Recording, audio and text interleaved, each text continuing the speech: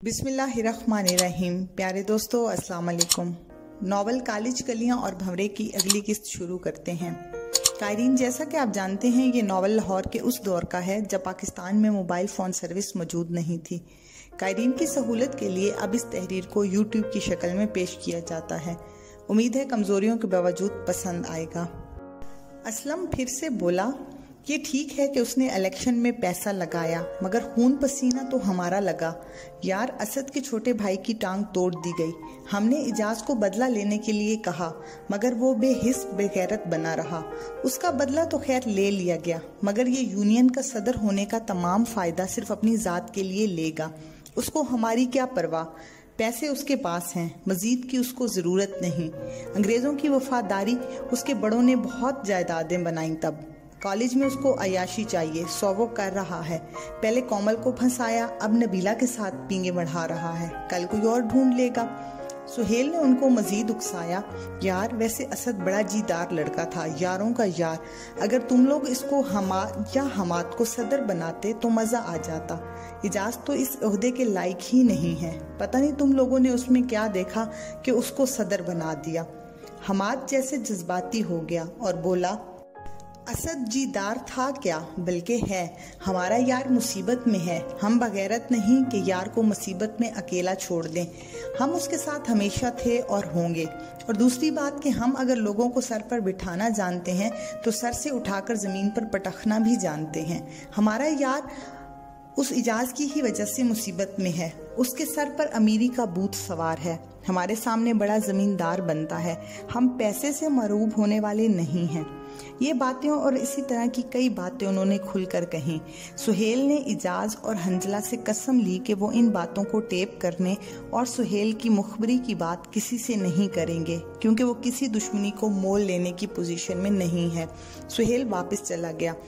इजाज बहुत गुस्से में था। उसको अंदाज़ा नहीं था कि वो लोग इस कदर खिलाफ होंगे। वो फौरन हमाद और असलम से बात करना चाहता था, मगर हंजला ने उसको मना कर दिया कि अभी फौरन बात करने से उनका शक बल्कि यकीन सुहेल पर होगा। तुम कुछ दिन बाद बात कर लेना। इजाज उसकी बात पर मुत्तफिक हो गया। मजीद कुछ दिन इसी तरह गुजर गए। हंजला निगहत के साथ और इजाज नबीला के साथ वक्त गुजारते रहे। हंजला के लिए अब काफ़ी मुश्किल हो जाती थी। निगहत हर वक्त उसके साथ रहना चाहती थी, जबकि वो इसको हफ्ते में एक दिन मिलने के लिए तैयार होता। एक दिन कोमल ने निगहत को दूसरे पीरियड के बाद बाहर बुलाया और लॉन में ले गई। वो दोनों लॉन में एक बेंच पर बैठ गईं। कोमल ने बात शुरू करते हुए कहा, तुम्हारे दिन कैसे गुजर रहे हैं और हंजला के साथ कैसा वक्त गुजर रहा है? निगहत ने कहा, बहुत खूबसूरत दिन गुजर रहे हैं और मेरा ख्याल है जिंदगी के खूबसूरत तरीन दिन आजकल के हैं। कोमल सवालिया अंदाज में बोली, जब ये दिन गुजर जाएंगे तो क्या होगा? निगहत ने उसके चेहरे को देखते हुए उसके तासुर को देखा, फिर कुछ सोचकर बोली, कोशिश करूंगी कि ये दिन ज़्यादा से ज़्यादा अरसे तक जारी रहें और जब ये ख़त्म हो गया तो उनकी याद में वक्त गुजरता रहेगा।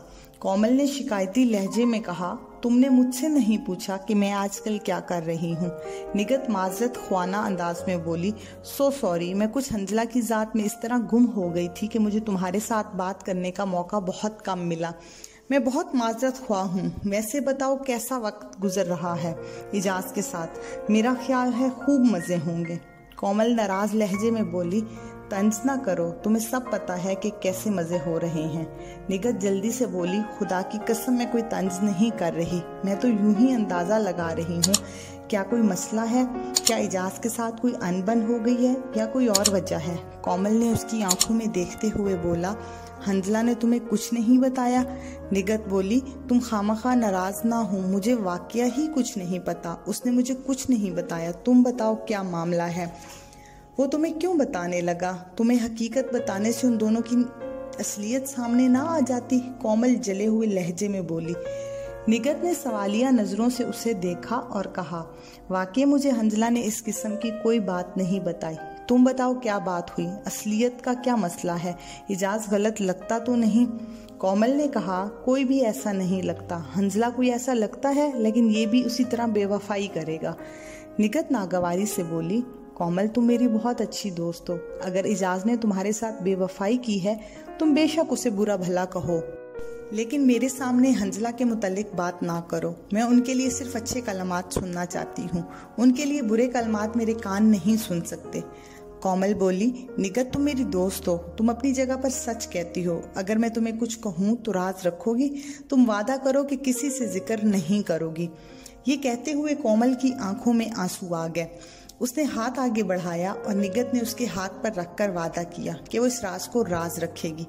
फिर कोमल ने कहना शुरू किया, निगत तुम शायद मेरी बात पर यकीन ना करो, इजाज ने मुझसे मोहब्बत के झूठे वादे किए। वो शुरू में मुझसे बात करने के लिए बेचैन रहता। रोजाना या तो मुलाकात रहती या फोन पर बात होती, मगर उसने मेरा सब कुछ लूट कर मुझसे बेरुखी इख्तियार कर ली।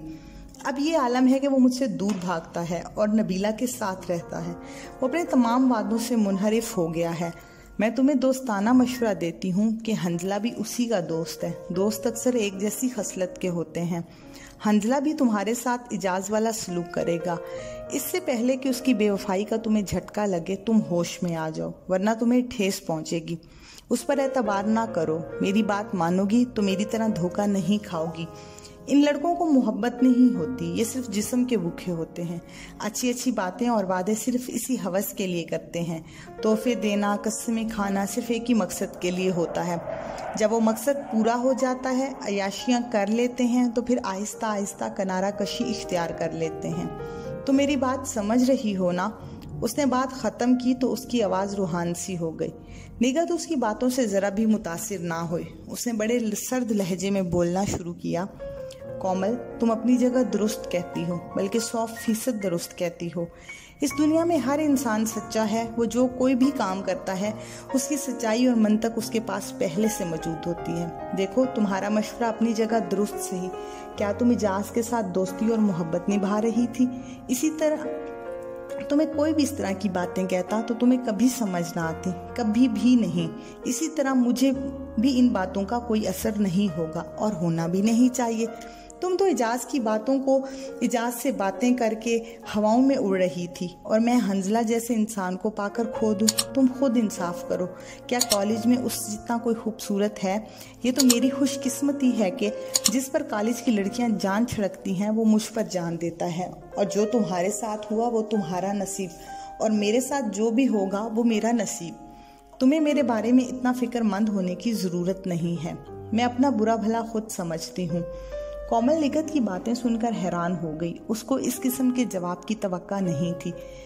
उसने अपने मुवाफिक पर मजीद दलील देते हुए कहा, मैंने ठोकर खाई है तो तुम्हें बता रही हूँ, पहले समझ और संभल जाओ। ये तमाम लड़के एक जैसे होते हैं और दोस्त तो अक्सर एक तरह का जहन रखते हैं।